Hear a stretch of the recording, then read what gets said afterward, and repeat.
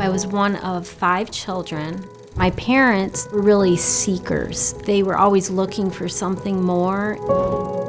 So I had read it all. When most kids would go outside to play, we needed to come home from school and meditate.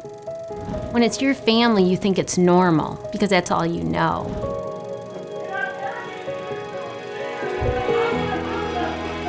There was a time with the troubles my folks were going through, I was told that if I was a better child, that this wouldn't be happening.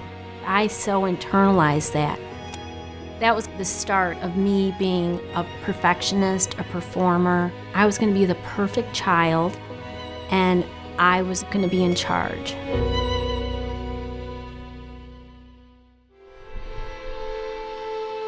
Tom and I met our freshman year of college. We dated all through college, and then right after college, we got married. We both had a lot of baggage that came with us into our marriage. For me, nothing was ever good enough. Kids were not going to affect me. I was so career-driven. I had such lack of trust. It was just kind of this ticking time bomb, really. When we had the kids, we started fighting a lot. So we moved to Atlanta thinking that was going to solve our issues. We had friends from college that said they had friends in the area we were living, so they set us up. This was the most loving couple. Tom and I both noticed it.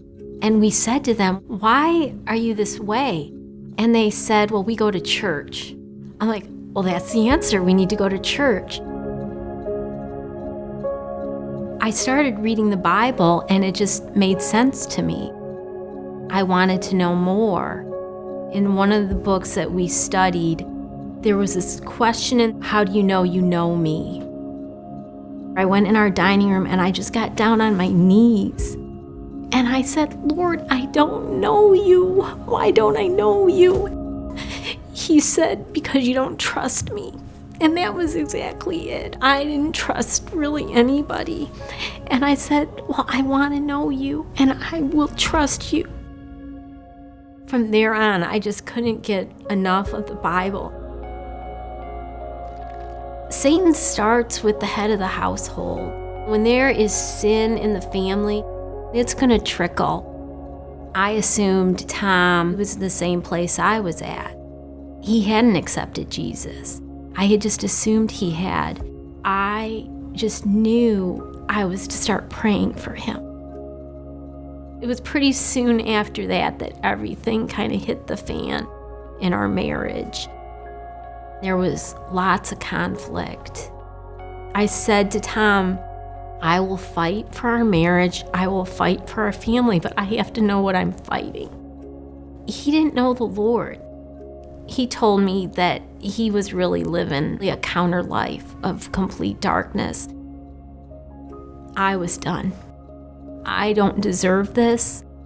We went to separate rooms, and I just was crying and crying and crying. And the Lord said to me, He said that you need to forgive him.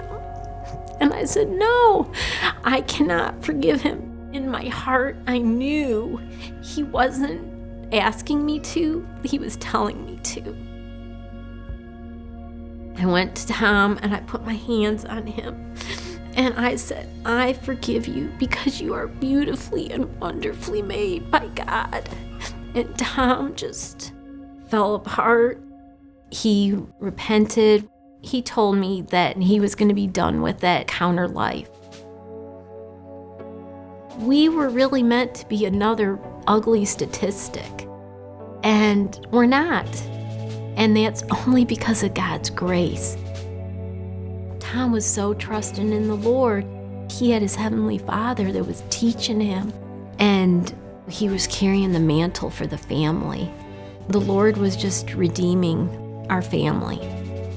Every prayer that I prayed in that Praying Wife book, He answered every single one of those prayers in our lives.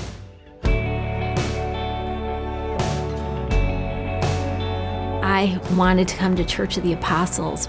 And so one morning, I get up and he's like, would it be okay with you if we checked out Church of the Apostles? And I'm like, that would be great.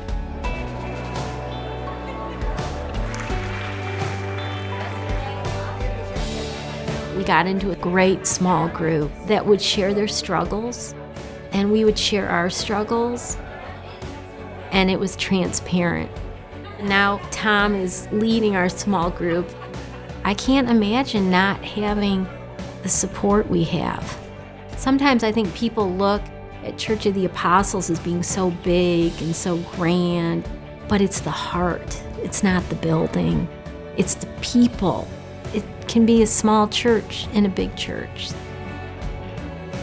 I don't want to forget where the Lord brought me from. I have memories of who I was, and I'm glad I have that, because He's the only one that transforms. Our daughters and their husbands that love the Lord, they're raising their kids in the Word. That's amazing. We get to be the start of that legacy Jesus has given us. I'm just so thankful that I'm His.